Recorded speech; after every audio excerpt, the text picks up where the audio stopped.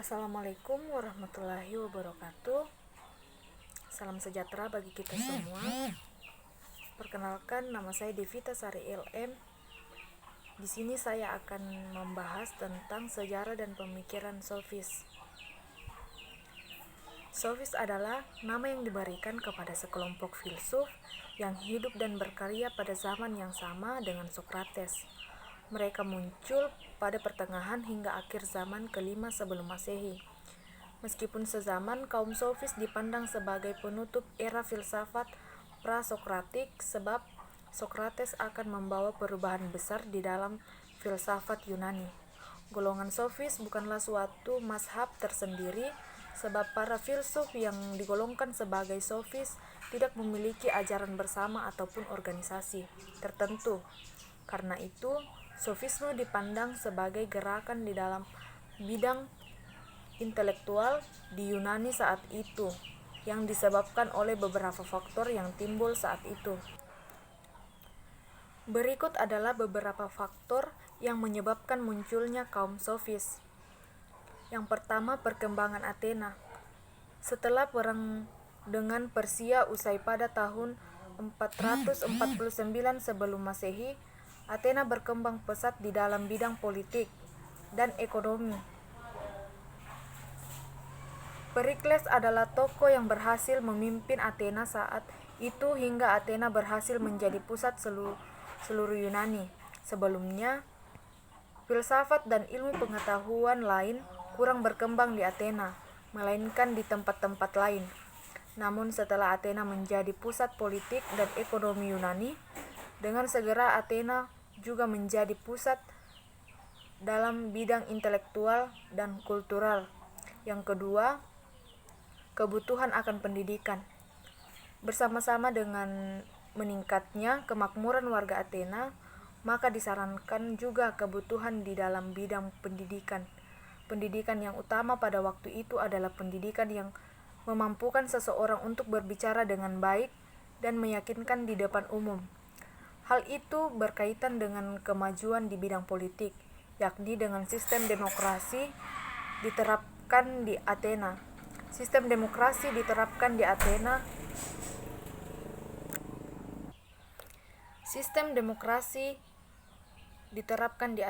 Sistem demokrasi Athena menggunakan pemungutan suara terbanyak di dalam pengendalian maupun sidang umum.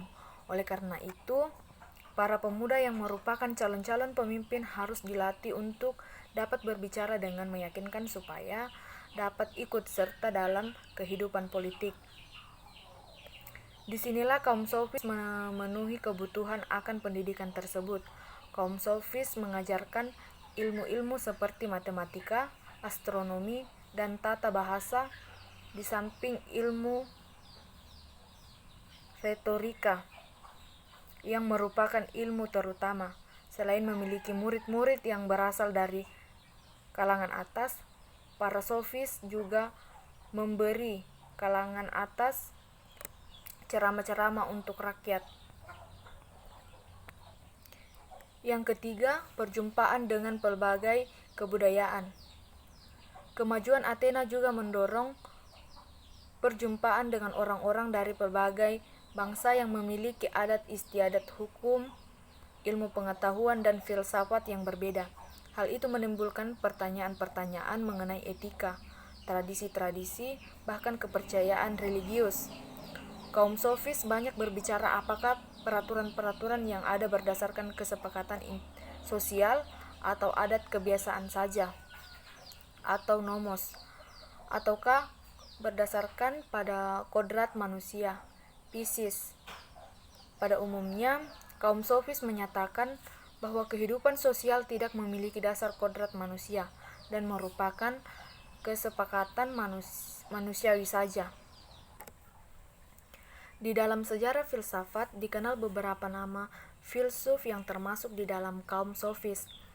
Nama-nama tersebut adalah Protagoras dari Abdera, Xeniades dari Korintus, Georgias dari Leontinoi, Dichopron Prodikos dari Keos, Trasimakos dari Chaldeon,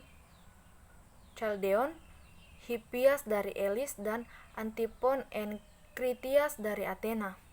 Dari beberapa nama filsuf tersebut, hanya Protagoras, Georgias, Prodikos, Hippias, dan Antipon yang fragmen-fragmen tulisannya masih tersimpan sehingga pengajarannya dapat diketahui.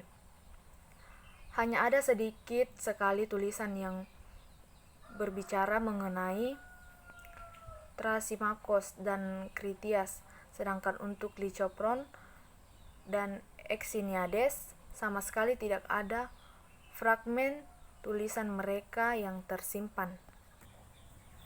Di dalam sejarah filsafat, kaum sofis sering dipandang secara negatif, misalnya saja mengajar untuk mendapatkan uang yang banyak, menghalalkan segala cara untuk memenangkan argumentasi, serta mengajarkan relativisme.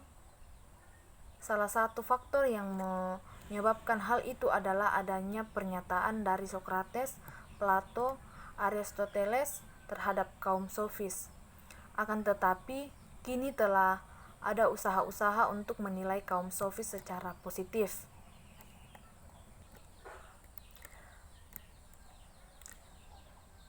Berikut adalah beberapa sumbangan kaum sofis terhadap perkembangan filsafat. Yang pertama, kaum sofis menjadikan manusia sebagai pusat pemikiran filsafatnya. Yang kedua, kaum sofis merupakan pionir dalam hal pentingnya bahasa di dalam filsafat.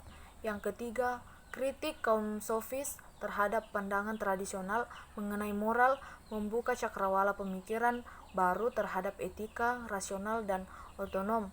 Yang keempat, kaum sofis memberikan pengaruh besar terhadap pemikiran Sokrates, Plato, dan Aristoteles. Karena itu, secara tidak langsung kaum sofis memberikan sumbangan besar terhadap filsafat zaman klasik dengan 3 filsuf utama tersebut. Itulah hasil penjelasan saya mengenai sejarah dan pemikiran sofis. Kurang dan lebihnya mohon dimaafkan.